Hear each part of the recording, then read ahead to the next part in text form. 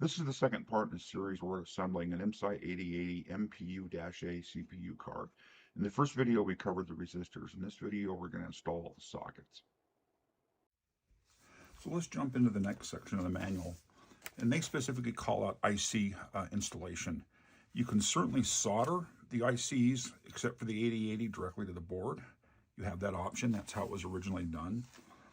I believe on the website where you ordered your board, you'd be able to add an optional machine pin socket set like I have here, or a normal double swipe socket, a little less expensive socket. I recommend socketing your board, even though it's not as authentic, partly because the 8224 that sits here, the 8080, the 8212, and the 1897s that sit down here are new old stock. They're not manufactured anymore, and they're harder to find.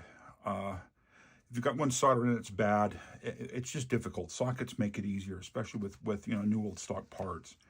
So I'm going to solder in sockets here for these steps, and that changes kind of the process going forward, but we'll do that. So let's talk a bit about the sockets. We've got a number of 16 pin and 14 pin. I have test fit my socket set. I tend to prefer to solder from the largest to the smallest sockets. Typically, I'll follow that process somewhat here. I'll explain why I prefer that here in just a second. Let me get these all lifted out of here, if I can get them to come out. So, especially with these 14 and 16 pin sockets, it's really easy to drop a 14 pin socket into a spot where a 16 pin goes and solder it and not notice that you have the wrong socket in. I've done that. And then went to stuff the part and I went, oh, geez. So if you start with the 16 pin sockets, you can't insert a 16 pin where a 14 goes, it won't fit. So that helps keep you from getting, a 14 pin socket in a 60 pin location. With the 24 and the 40, if you did that and soldered, well, I think that would be enough for me to have to laugh at you. Although I'm sure it's happened and it is what it is.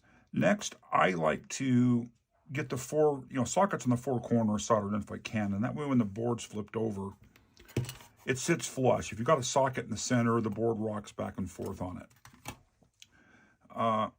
Can't fully do that here. The next node is the pin ones towards the bottom of the board. Pin ones are down except for, as it says here, all pin ones not marked with a down arrow.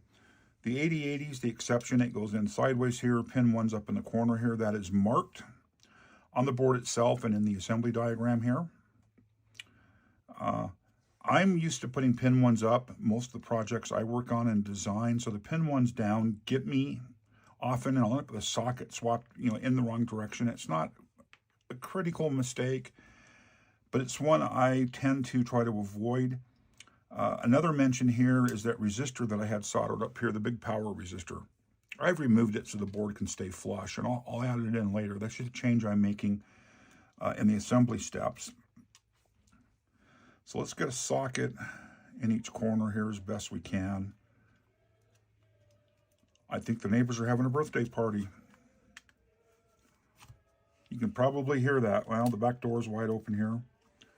So, wow, they are a ruckus bunch over there. Wow. Well, good for them. So I use blue painter's tape to tack the sockets kind of in place. Then I can flip the board over and press down to hopefully get the socket flush. We'll find out here how well this works. So I'm going to put a little bit of pressure on the board. And I'm only going to solder 2 corner pins on each one of the 3 sockets I've put in.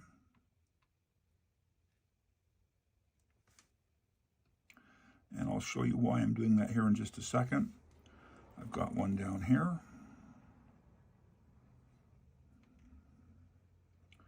And I've, of course, got the 24 pin over here. And again, just the 2 corners.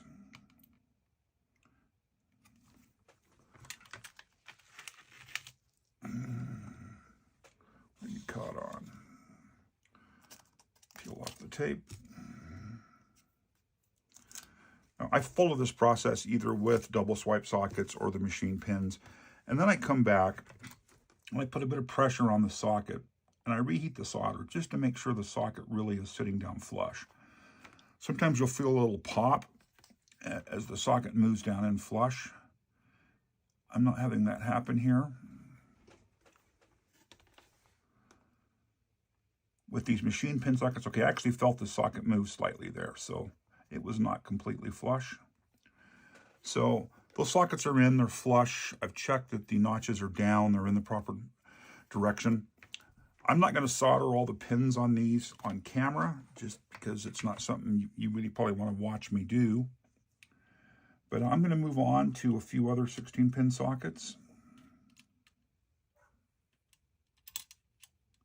A little bit of blue painter's tape just to keep those from falling out while I flip the board over. I can press down a bit on the board as well when I'm soldering here to help keep these flush. And it's the same process. Hit the corner pins. Probably should clean the tip, but my process is my process.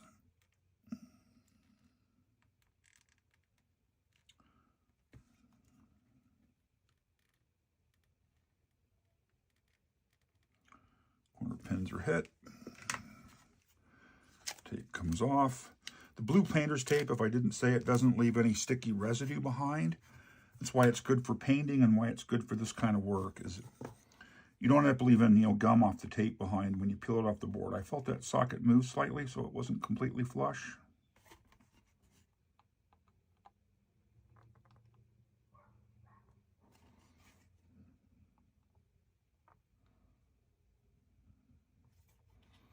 And we've got this 16-pin we put in. Ow, burned myself on the pin on the other side. So those are in flush. I'm happy with those. We can pretend I've soldered all the pins, or you can do what I'm going to do here, and that's save it for last.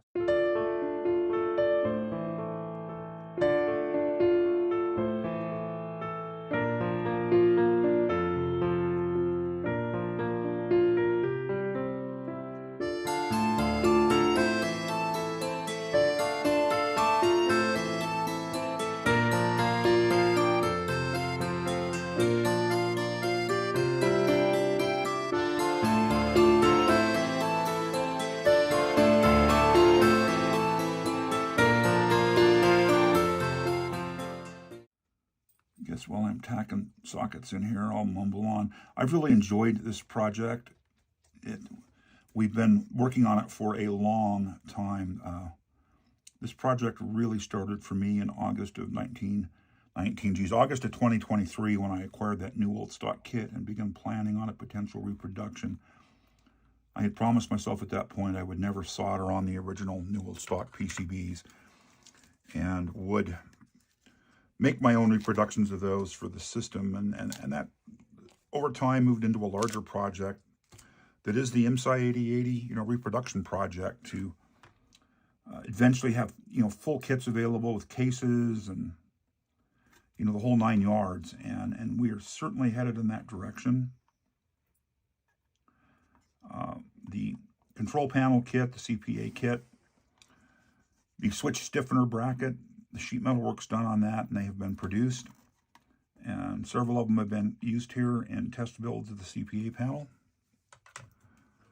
So with all those sockets in, what the instructions have you do is they have you put all those sockets, where the ICs would be, I've put in sockets. They don't put in a socket up here. We'll discuss that position in a moment.